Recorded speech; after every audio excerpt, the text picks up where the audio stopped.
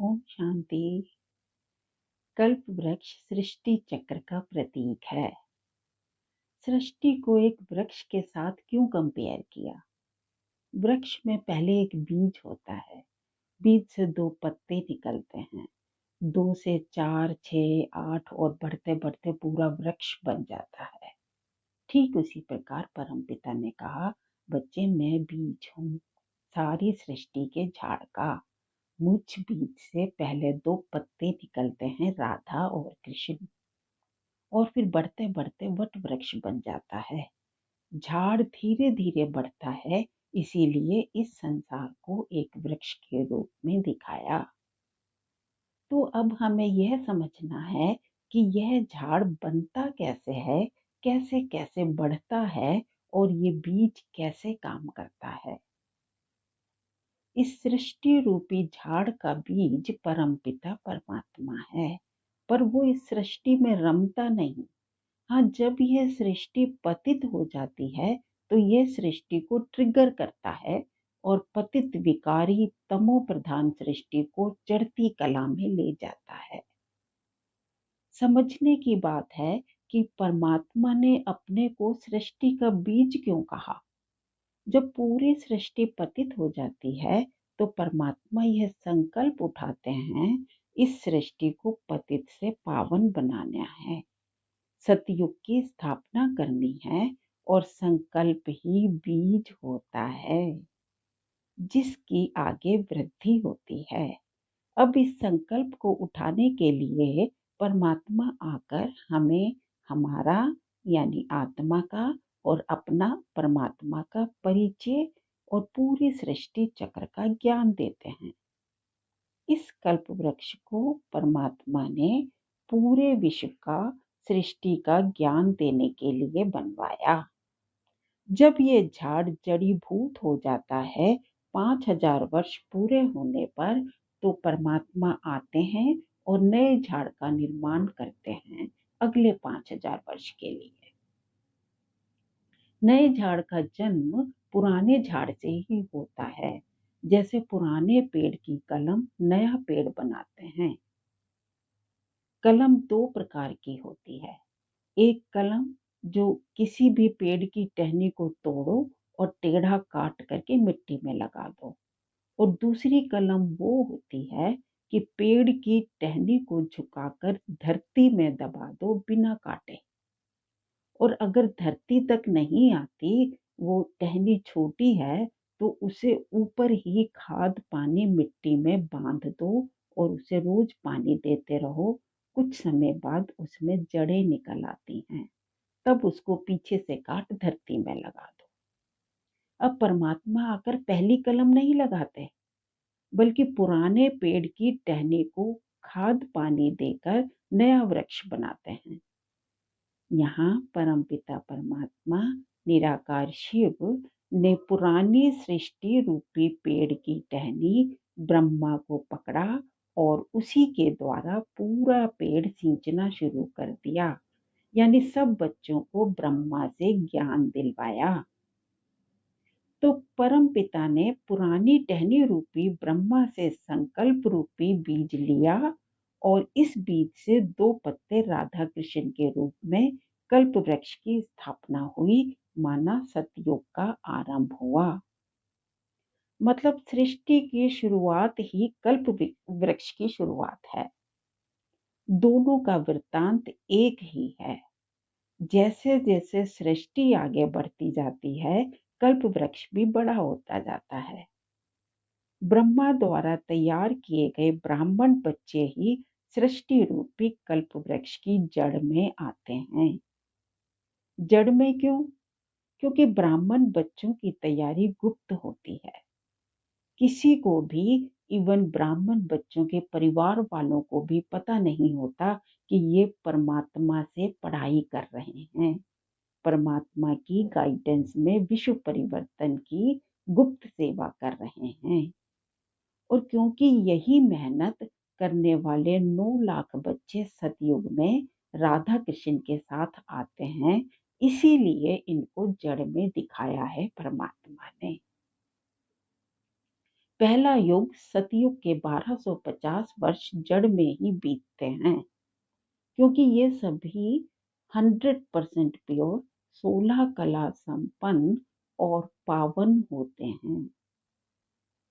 इसके बाद दूसरा युग त्रेता शुरू होता है अगले 1250 वर्ष तक। तब एक देश, एक धर्म आदि सनातन देवी देवता धर्म है। इसीलिए कल्प वृक्ष की अभी कोई शाखा नहीं। जड़ से ऊपर का तना त्रेता युग है।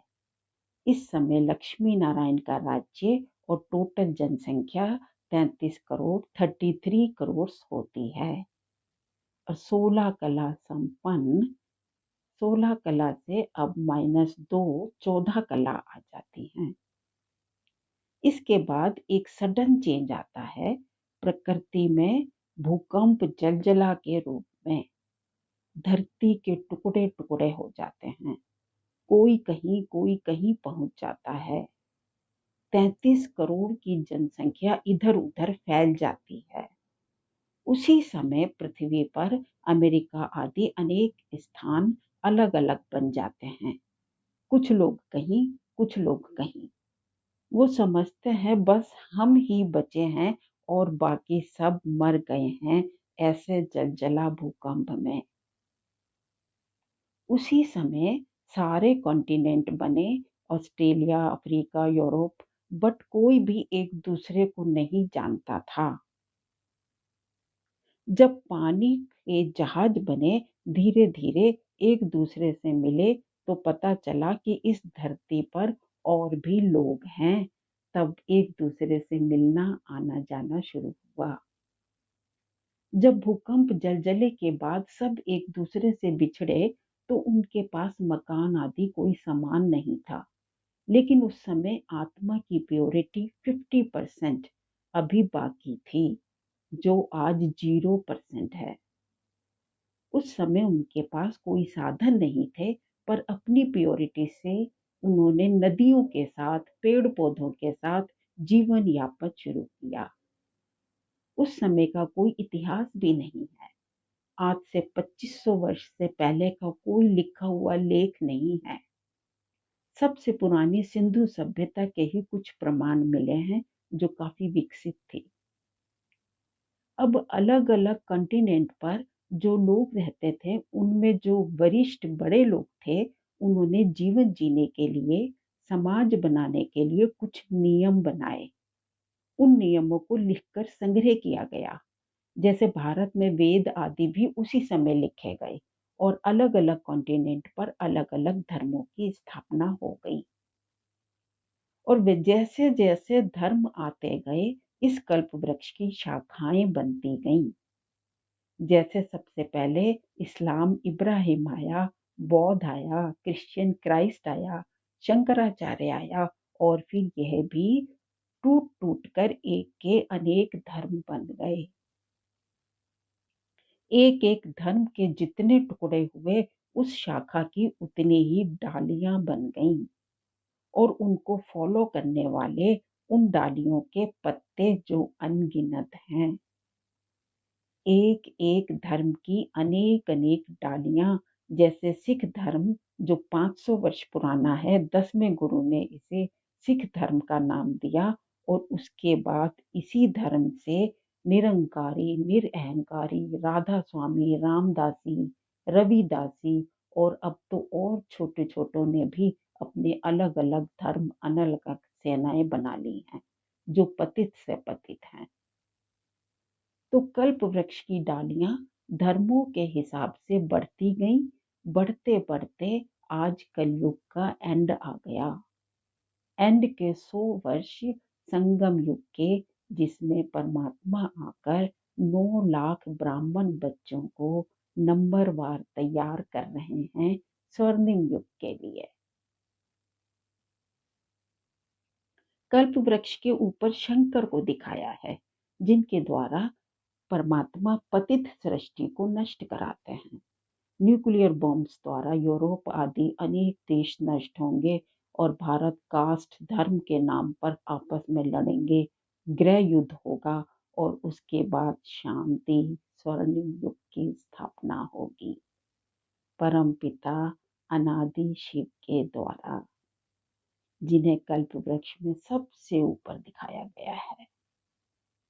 तो 5000 वर्ष का पूरा कल्प इस कल्प वृक्ष में दिखाया है और इस वृक्ष को उल्टा इसलिए दिखाया है क्योंकि कल्प की स्टार्टिंग स्वर्णिम युग से है और वो गुप्त है, तो जड़ में दिखाया है। और पूरी सृष्टि का करण करावनहार परमपिता अनादि शिव सबसे ऊपर। ओम शांति।